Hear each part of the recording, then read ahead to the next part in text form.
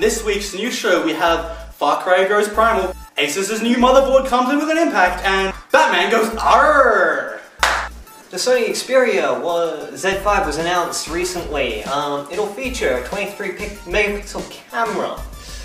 That's the highest we've seen in phones so far. They've promised that it will feature the fastest autofocus out of all of our current phones, so that's fun.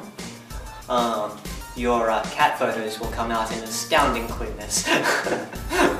Clarity.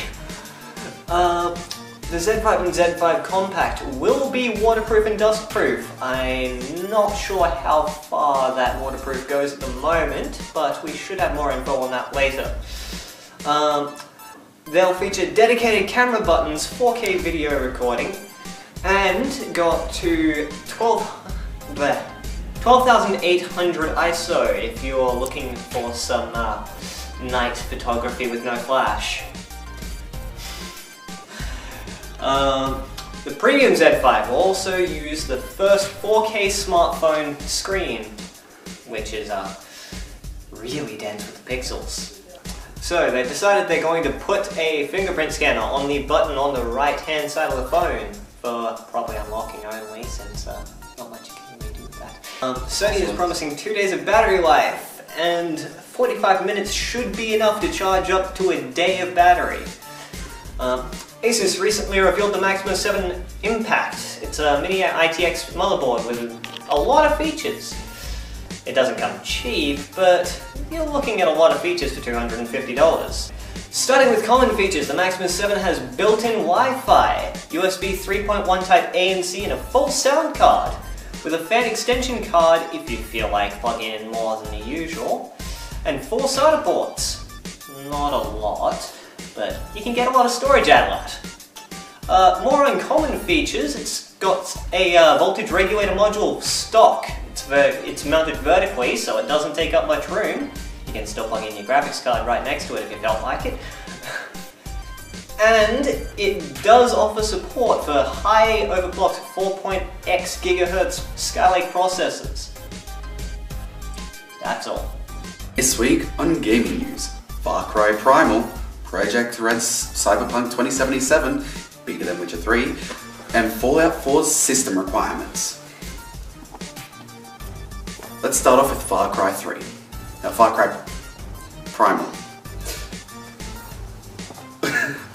Excuse me on my pronunciation of these names, I haven't really read them yet. Oros is a savage and primitive world filled with numerous dangers which Takar will arrive in alone, exhausted and unarmed.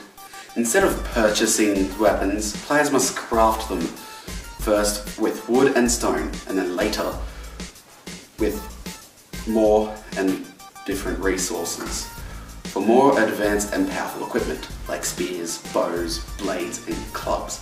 The game world will be large but dense, with various interacting systems, some of which will be greatly affected by the day-night cycle.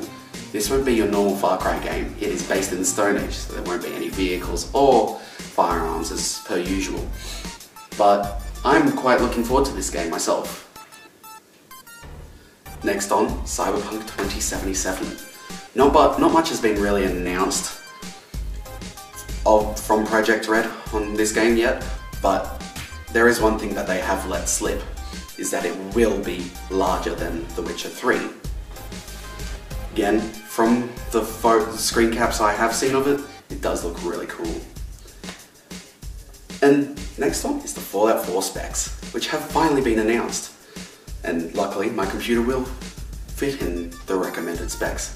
But for those that you don't know, the minimum requirements will require either an i5-2300 or an AMD Phenom 2 X4 945 or equivalent.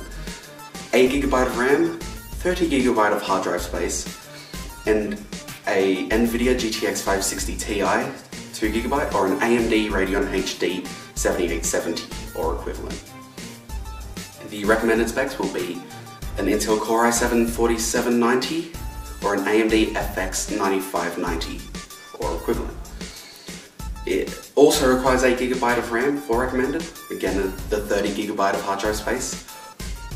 And for your video card, you will require a NVIDIA GTX 980 3GB or an AMD Radeon R9290X or equivalent.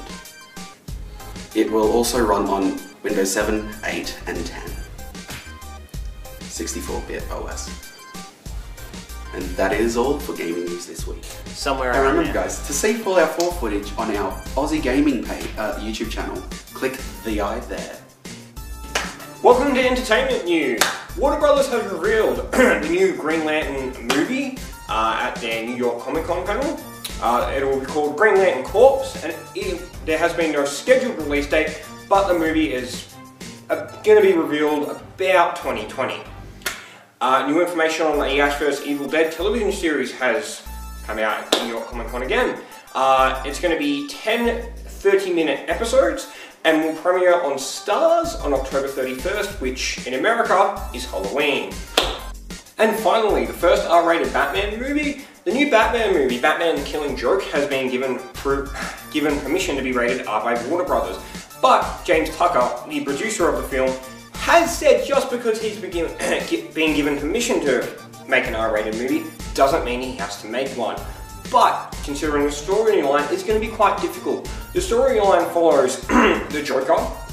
He paralyzes Barbara Gordon, which is obviously Commissioner Gordon's daughter, and basically he kidnaps Commissioner Gordon, strips him naked, and then shows him pictures of Barbara's body, naked and bruised, to attempt to drive him insane. So, probably not going for a PG rating there.